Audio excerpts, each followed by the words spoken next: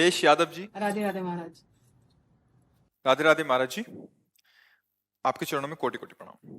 महाराज जी, यदि कोई व्यक्ति आपका बुरा करता है, दुख पहुंचाता है और आपसे सिर्फ स्वार्थ से जुड़ा है और आपको पता है कि भविष्य में वो आपका बुरा कर सकता है, तो ऐसे व्यक्ति से रिश्ता रखें या दूरी बना लें?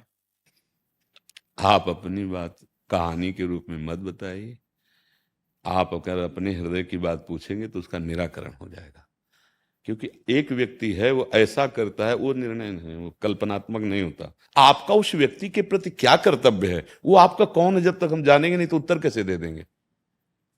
एक व्यक्ति है, ऐसे हम नहीं उत्तर दे पाएंगे। वो हमारे पति हैं, वो हमारे ससुर हैं, वो हमारे अमुक हैं, तो उत्तर की गुंजाइश बनती नहीं। ऐसे सही उत्तर नहीं दे सकते, ऐसे नहीं किया जाता। अपनी बात बताए, डॉक्टर को बताया जाता है एक आदमी को बीमारी है तो आप क्या करोगे, तो डॉक्टर क्या करेगा, उसको सामने लाओ, एक्सरा करेंगे, जांच करेंगे, फिर दवा देंगे। ऐसे थोड़ी होता है एक आदमी बीमार है, अब क्या बीमार, ऐसे नहीं प्रश्न का उत्तर होता। और साधु के वचन कभी मिथ्या नहीं होते, ऐसे शब्द नहीं बोले जा सकते जिन पर ऐसा हो कि संशयपूर्ण उत्तर हो, ऐसा नहीं। देखो आपको बताएं इसका उत्तर सारांश, यदि अपने कर्तव्य का हम ध्यान रखें और भगवान का स्मरण करें तो किसी की कोई ताकत नहीं कि वो हमको परास्त कर सके, कोई भी संबंधी हो। अपने कर्तव्य में हम चूक करते हैं और हम उससे उसके कर्तव्य की याद दिलाते हैं कि देखो हम तुम्हें इतना प्यार करते हैं, तुम्हें हमारी कामनाएं पूर्ण, तुम्हें ऐसा करना चाहिए, तुम्हें ऐसा करना चाहिए। मतलब हम अपने कर्तव्य, हमें क्या करना चाहिए। अगर हम अपने कर्तव्य पे रहेंगे तो भगवान हृदय में बैठे, वो कभी असंतुष्ट अशांत नहीं होने देंगे। और देखो ईश्वर के द्वारा शासित सृष्टि है, कोई हमको सता नहीं सकता। ये हमारे कर्म ही हमको दुख देते हैं।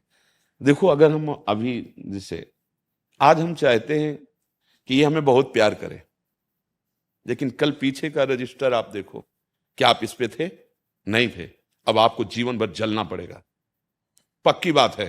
क्योंकि तुमने मनमानी आचरण किया, उनका हिसाब कौन देगा, उसी से दिलवाया जाएगा जिसका वर्ण किया है, वही ऐसे आचरण करेगा। क्योंकि सब ईश्वर सबके अंदर, तुम देख देख के जलोगी। अगर तुम्हारा आचरण पवित्र तो तुम्हें कोई जलन पैदा नहीं कर सकता, भले वो असत करेगा तो उसका फल उसको मिलेगा।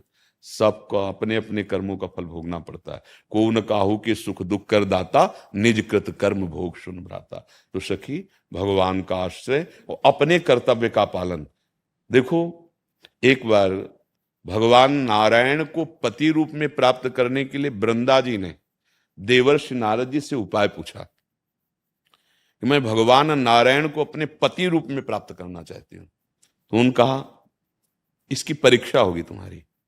पहले हम आदेश करते जालंधर को पति मानो और अपना सतीत्व स्थापित करके दिखाओ, नारायण पति रूप में आ जाएंगे।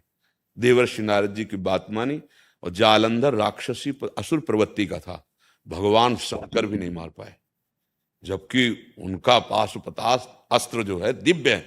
लेकिन पतिव्रता का, वृंदा सखी का जब ये हुआ कि ये मरेगा कैसे, तो भगवान हरि से प्रार्थना हुई और उसने आकांक्षा की थी हरि को पति रूप में, हरि आ गए पति रूप में। वही शालिग्राम वृंदा तुलसी का जो चरित्र हम सारांश में बता रहे हैं। आप अपने कर्तव्य पे तो आपके कर्तव्य की परीक्षा होगी। हम लोग क्या करते हैं, दोषारोपण कर, अगर पति ऐसा है तो पति ऐसा, अगर पत्नी ऐसी है तो पत्नी।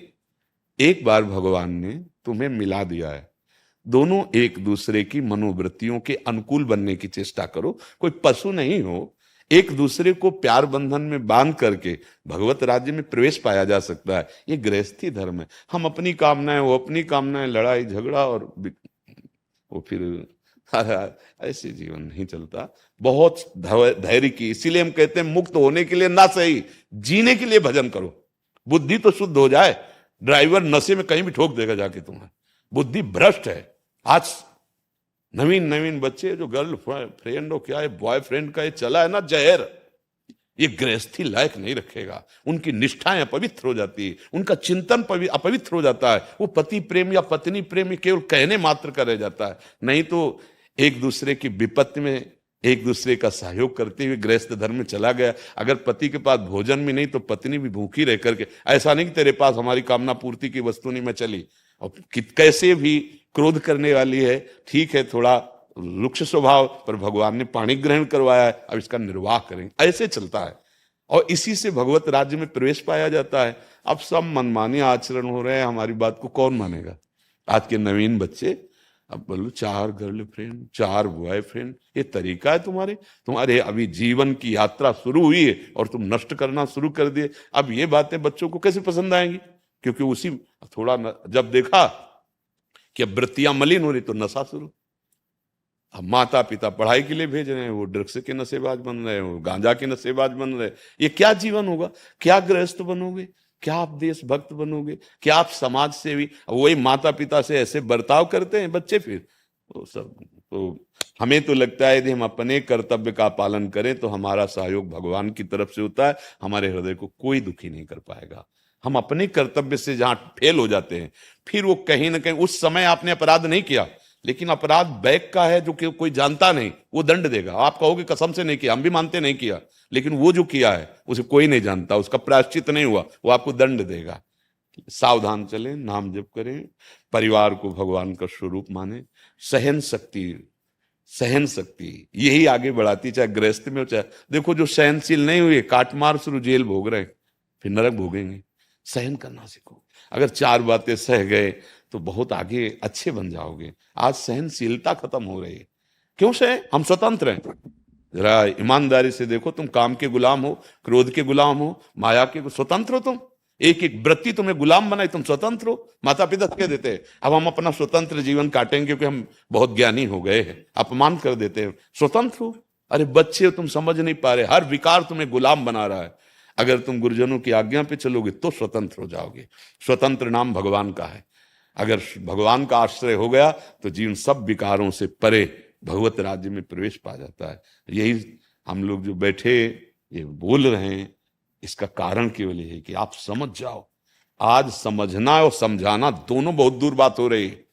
भगवान का आश्रय लेकर हरिशरणम हरिशरणम, कृष्ण कृष्ण कृष्ण, राधा राधा। अगर मंगल ना हो जाए तो बताना।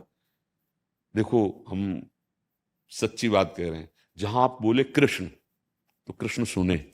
जैसे आपका नाम हो, हम पुकारे और आपके कान में पहुंच गया तो आप देखोगे नहीं हमारी तरफ। तो भगवान के कान तो सर्वत्र हैं, क्योंकि कोई ऐसी जगह नहीं जब भगवान हो। हम बोले कृष्ण राधा, वो हमारी तरफ देखे। बोले हम क्यों नहीं देख पाते? क्योंकि अभी तुम्हारे अंदर देखने की चाह नहीं, अभी वासनाएं हैं। अन्य कोई है आपका, मीरा की तरह जब आ जाएगा दूसरों न कोई मेरे तो गिरधर गोपाल, तो सामने खड़े दिखाई देंगे। एक एक नाम भगवान सुन रहे हैं आपका।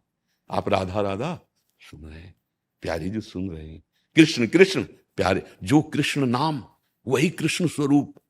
मानो भगवान नाम के रूप में अवतरित होकर जिब्या में आए।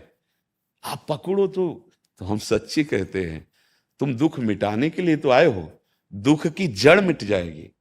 प्रभु के नाम में ऐसी सामर्थ। नाम संकीर्तनम यस्य सर्व पाप प्रणाशनम। कोई तीर्थ इतना पावन करने वाला नहीं जितने नाम भगवान में सामर्थ है। देखो हम लोग वृंदावन वासी हैं, स्वामिनी जी की चरण की ठसक में रहते हैं, तो हमारे माई श्यामा जी को राज हमने देखा है, हरि राधा राधा रटते हैं।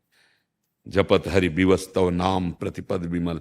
ये बहुत एकांतिक वृंदा